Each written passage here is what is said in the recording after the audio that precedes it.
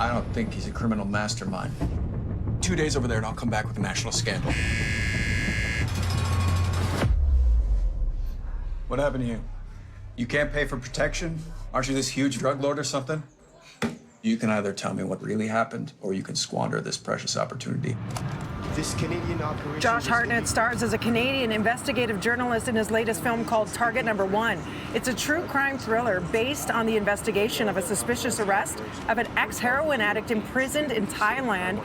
It's a Canadian story of corruption that many of us just don't know about. Devo watched the film, chatted with Josh, as well as his co-star Jim Gaffigan, about bringing this true story to the big screen. I just said to you, when did this happen? I don't recall this story. So none of us do. It's a story that, you know, when we look at our history, we think we don't have some of these things happening, the corruption within the government, and you know, these forces that are behind things. But this happened in 1989. Wow. So Josh Hartnett plays Victor Malaric, who was a Globe and Mail investigative journalist, who kind of saw this story and was following the story of this kid basically who was arrested in Thailand and was trying to get out, but they said he was a drug lord, and he did some digging and found out he was just some teen who was in the wrong place at the wrong time, and he was set up by the Canadian government, by CSIS, and you know, it's based on this true story of Alan Olivier, and that's what the story is all about. Jim Gaffigan plays a drug dealer that helps kind of broker the deal to get Alan taken, and he plays Glenn Picker, who befriends him and manipulates him as well. So both of them are great in these roles. You know, everybody in the cast is fantastic in this film, but to find out that it was based on a true story, and the two of them, you know, Josh and Jim, let me know about this story and what it was that really hit close to home for them. And, you know, it's a Canadian story for us that we don't really know about, and what the film highlights and what intrigued them most about the story. The target is imported from Thailand. We're going to go ahead and authorize the operation. We're targeting. I should know about this story. Why haven't I heard of this? This can't be true. You know, like, it's such broad corruption. I'm from Minnesota. It's so close. I should have heard this story, right? This film sort of highlights is that, yes, the corruption was vast, but it was sort of papered over. It's a uniquely Canadian story, but it's also a universal story. It's, you know, human corruption. This movie highlights how important and invaluable the media and people following hunches and being nosy is to protect the innocent. News organizations who just didn't want to deal with it, just didn't want to handle it, you know? And it took someone like this who was really going to push hard at a point that nobody really wanted to pay attention to break it open. What an ordeal. Yeah, it's a crazy story. When you read about it and then you watch this, you're like, I can't believe this happened. And it was all broken open, as they both allude to there, by an investigative journalist. Who had a hunch. Who had a hunch and then decided to do their homework and do what they do best. And, you know, and there's so many journalists that are still out there like that, that do this for a living. And how important is that role in modern day? And do they have a changed perspective? Do they have more respect for them? So I asked them about that. Good investigative journalism, it's the only way for us to kind of fight back against the powers that be. Otherwise, we're all just sort of fed propaganda, and we just go along with whatever people are going to tell us. Human beings are flawed. We think we have things figured out, and we don't.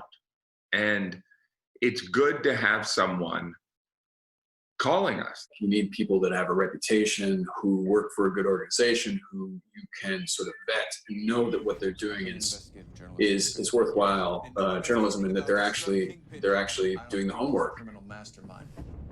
They're serving, I mean, as detectives. The work that they do is unbelievable. And it's you know, especially now, you know, Josh and I, we won't see it here, but Josh and I spoke about Minnesota.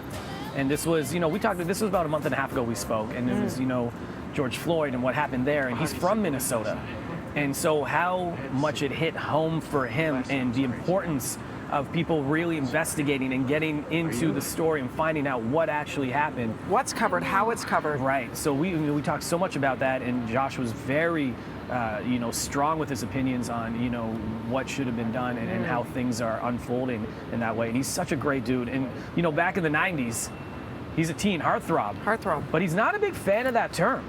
You know, some of the big roles that he had, of course, was The Virgin Suicides, Pearl Harbor, 40 Days and 40 Nights. A lot of big movies. In these big roles, and you see the hair and everything there, and then he was a heartthrob. And, you know, I asked him what that time was like for him, the height of fame, his thoughts on being a heartthrob, and just how it felt.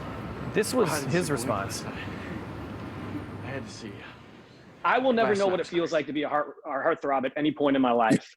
For those of us that have never experienced that, Not true.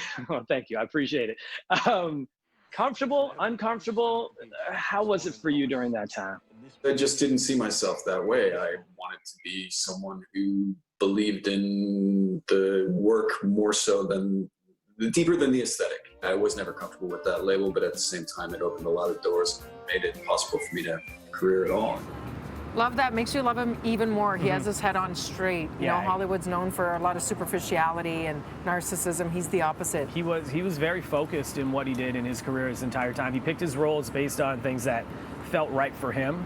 Stories, a lot of the stories that you see him in, especially later on in his career, were very focused, where it had a meaning, it had a point, and that's why he chose to be a part of this one as well. So again, this is called Target Number 1. It's in select theaters across the country right now. I do highly recommend it. It's a Canadian story of corruption and crime, and of someone who was fairly innocent, being set up in a bad way and had to go through some bad things. And surviving an ordeal, and strength of the human spirit, and also very timely today. Yeah. How do we cover stories? And the journalism is what set him free, which was and Victor Millark still works to this day, and he did the time, he did the effort, and put it in there, and helped out this kid who was wrongly imprisoned. Looks intense, but great. Must see. It was Thanks very so well much, done. Steve. Yeah, no It was problem. awesome.